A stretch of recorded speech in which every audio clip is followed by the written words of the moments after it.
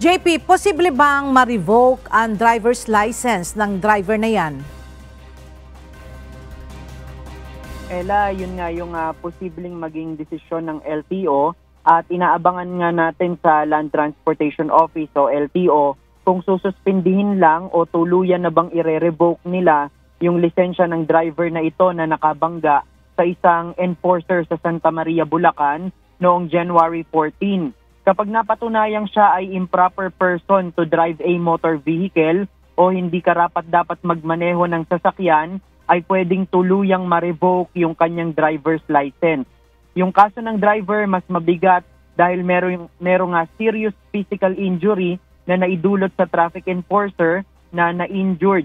Mamayang 1:00 ng hapon, isasagawa ng Intelligence and Investigation Division ng LTO yung hearing sa kanyang kaso. Inaasahan nga na pupunta sa central office ng LTO ang driver at may-ari ng sasakyan para magpaliwanag. Sa naunang pahayag ng driver, inamin naman nitong inaantok siya kaya niya nabangga ang enforcer.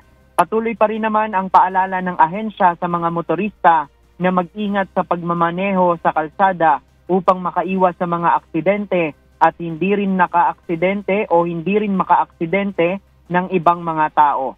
Sa ngayon, Ella, inaantabayanan na lang natin yung posibleng pagdating ng driver dito sa Intelligence and Investigation Division ng LTO sa kanilang central office sa Quezon City. Sa ngayon, yan muna ang ating latest live. Balik sa'yo, Ella. Maraming salamat, JP Nunez.